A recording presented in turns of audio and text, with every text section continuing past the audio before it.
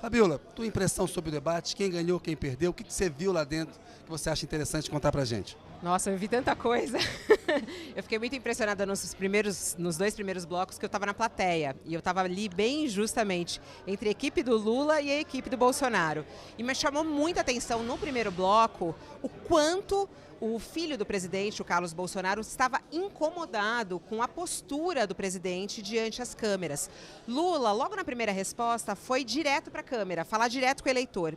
E Bolsonaro ficou afastado. Ficou quieto, não foi? Aquilo foi deixando o Carlos Bolsonaro muito irritado. Num determinado momento ele levantou e aí ele foi ao lado do Fábio Faria, do ministro, e também de Sérgio Moro, que estavam sentados lado a lado. E ele ficava muito incomodado. E ele fazia sinal para o pai: de olho para a câmera, de olho para a câmera. E o pai não via. E ele foi ficando muito incomodado. E assim foram os 30 minutos de debate direto entre os dois, sem ele conseguir se aproximar.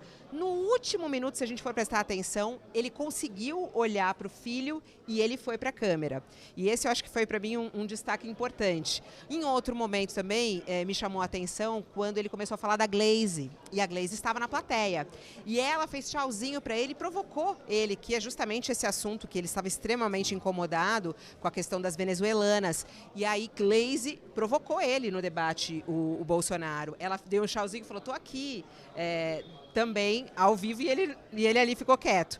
E aí depois do debate eu consegui conversar com o filho do presidente. Ele conversou conosco, daqui a pouquinho a gente está subindo esse vídeo, inclusive aqui. O Carlos Bolsonaro falou com exclusividade com o UOL e ele disse que realmente pediu para que o pai olhasse mais para a câmera. Ele falou assim: eu nunca vou deixar meu velho abandonado, eu sempre vou cuidar do meu velho, foi o que ele falou. E aí ele começou a falar que o pai venceu o debate, que o pai foi melhor que o debate, que o Brasil não pode ter mais um governo do PT. Aí começou a falar sobre Venezuela e tudo mais que a gente sempre está acostumado. A gente daqui a pouquinho vai subir esse vídeo. E aí, sobre essa história do tempo, né, o Kennedy? O banco de minutos, o banco de minutos. Conversei tanto com o Bolsonaro quanto com o Lula quando terminou o debate a respeito disso. Os dois elogiaram muito a organização do debate. Os dois falaram: foi muito legal. Lula, inclusive, disse que isso fique para sempre nos debates. Ele achou super proveitoso, mesmo ele tendo errado. Ele errou no terceiro bloco, ele errou. Deixou muito tempo com o Bolsonaro. E aí eu falei assim: você não tinha percebido? E nesse momento, Kennedy, esse para mim foi... E essa hora eu estava na plateia, eu estava apresentando o programa, né? Eu estava apresentando o debate. E nesse momento, a Glaze, a Janja e todos os assessores estavam desesperados. E eles faziam assim para o Lula: o relógio, o relógio. E o relógio correndo. E ele não olhava para os assessores. O que ele respondeu para você quando você falou com ele? Ele começou a rir, falou assim: eu queria falar. E aí eu estava falando. Eu me perdi no tempo. Admitiu. Ele Confessou. admitiu e Bolsonaro riu e começou a falar: mentiroso, fala demais, por isso que ele se perdeu no tempo. Foi a resposta do Bolsonaro.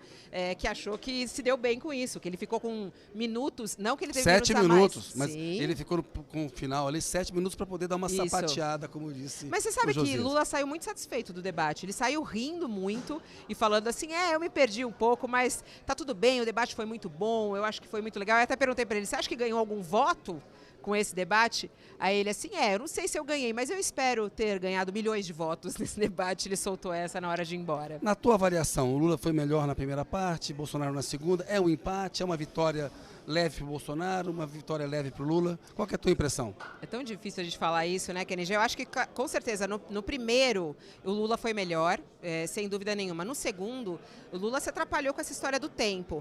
Mas, mesmo assim, a gente percebia que Bolsonaro, ele não tinha muito o que falar, assim. Ele recorria ao papel e ele não conseguia responder a provocação que Lula fazia a ele. Tanto é que Lula perdeu muito tempo por isso, porque ele tinha muita coisa para responder e Bolsonaro não tinha. Ele segurava, não sabia muito o que falar.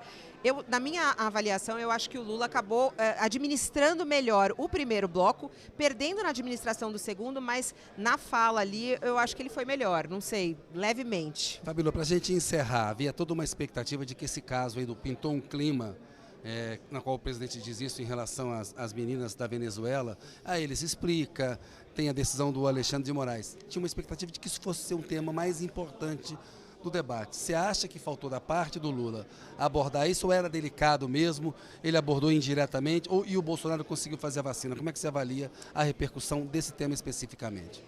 Eu acho que ele abordou levemente e E eu acho que ele não foi mais porque ele sabia que poderia fazer o debate perder o foco, né?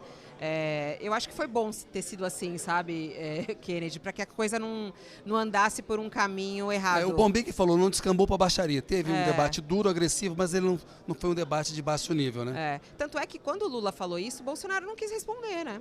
O Bolsonaro acabou não respondendo quando ele virou e falou assim que ele mentia toda hora, e essa foi mais uma que ele teve que acordar durante a madrugada para fazer uma live, para desfalar o que ele falou, né? E ele não conseguiu Lula, inclusive, responder. fala, quem conhece o Bolsonaro sabe que devia estar com a consciência pesada, ele preferiu não responder. Ele preferiu não responder.